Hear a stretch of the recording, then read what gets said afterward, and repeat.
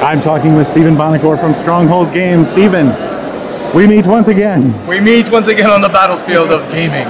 We're here at Origins, and I would like to know what Stronghold has brought along here to Origins. Well, we brought along everything, but the stuff that we're kind of featuring here in the booth, well, why don't we take a walk through the booth and you can see, hopefully you can follow me, and Elliott doesn't like trip over as he's looking at the camera. The first game, as you can see right over here, is Going, Going, Gone. This was released at the end of last year, actually.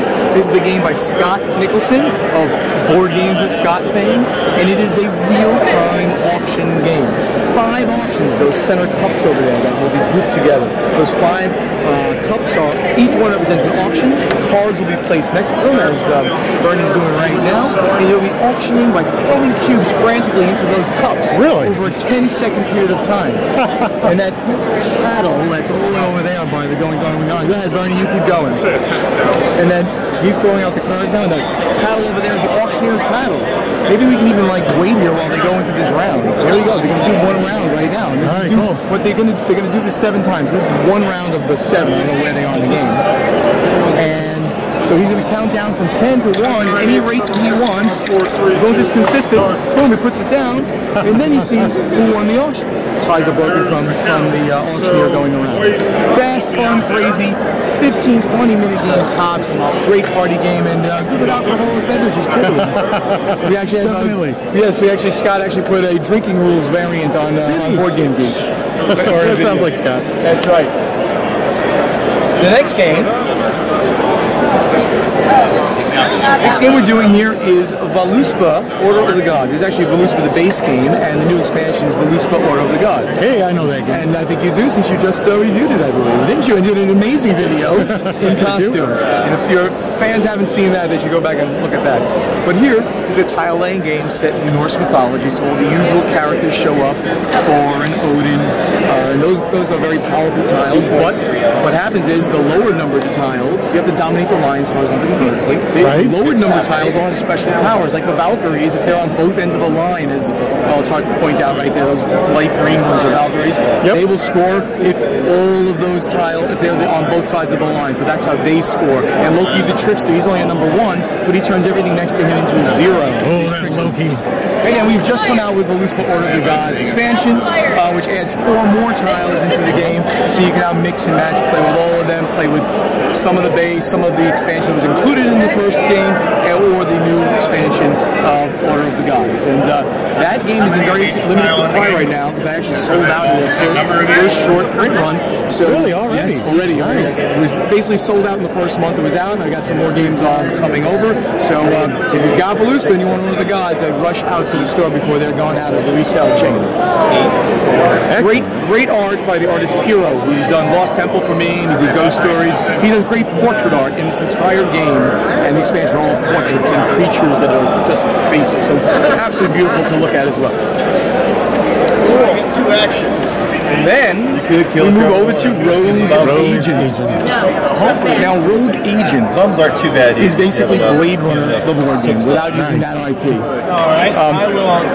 In Rogue Agent, you are a bounty hunter. You're operating below the radar of the law, and you're trying to make Rain City, is what it's called here in our game. You're trying to make it a better city because it's out of control. The police can't handle it. So you're trying to improve the city, and you're doing so by defusing bombs, by arresting criminals and bringing them back to headquarters, and you're doing this in competition with your other agents, so you can actually steal their things. You're putting informants out to help you as well.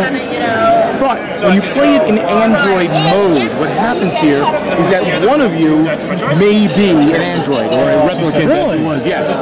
So it's a not hidden traitor because you don't know who that person is, but someone will become the android, and over time it'll unfold and they'll realize, oh my God, it's going to be me. Those tiles that they're not playing with, because they're playing just a basic kind of game, are identity tiles, and if you get the right tiles, you're going to know that, oh my God, I'm going to become this replicant of the android, and I'm going to start destroying the city, in which case your job is to now destroy the whole city and wreak havoc. chance. There we go. The final game we were demoing here also came out at the end of last year. Space Cadets Dice Duel. I think the second game in the Space Cadets line. Yes, what a fun game that is. And like no other game I would say about Space Cadets Dice Duel, it is the real-time Starship combat, dice rolling. What do I have as the tagline on that? I gotta read it. Team versus team. That's it. Team versus team, real-time dice rolling Starship combat. So no other game competes in that kind of space. Yep. And basically, this is all frantically rolling dice until you've maneuvered your ship within range of the other ship based on your locks and their jammers. So you got to get close enough to do that. You've got to load torpedoes, and it's all done in real time. They're not playing right now, but if they weren't playing, you would just see dice rolling like crazy. Well, the engineer gives them the engineering dice so that they can then roll their specialty dice at every station. For instance, these dice are the helm dice, and you can see the little symbols on them to make the ship go into various directions. So once the three of them are locked on, for instance, maybe they were locked on like this, you would move one forward and turn, you would move one forward and turn around, and then one forward again, so you kind of perform an Immelman or something like that. And you're trying to, what a fun game this really is. there you go. And you're trying to maneuver your ship to a point where you have lock and you have range on it to try to then shoot the torpedo up its rear or into its face, and you have to overcome their shields, and it's really fast and crazy. So that's what's on this table. We also have Survive here if anybody wants to switch out for Survive as well. So that's it. That's what we're showing off here today. But if you take a look behind you, the front of the rest of the games, you'll notice that we have the entire Stronghold Games catalog here, which is burgeoning and burgeoning. It is. You almost can't hold everything now. It doesn't actually. There's a couple of things actually missing. All the way up to the front.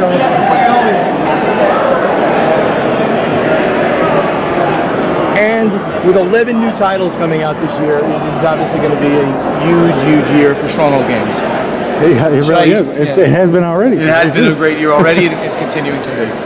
Stephen, thanks a lot for taking a few minutes to talk. Thank you, Elliott. Appreciate the work you did. Thank you.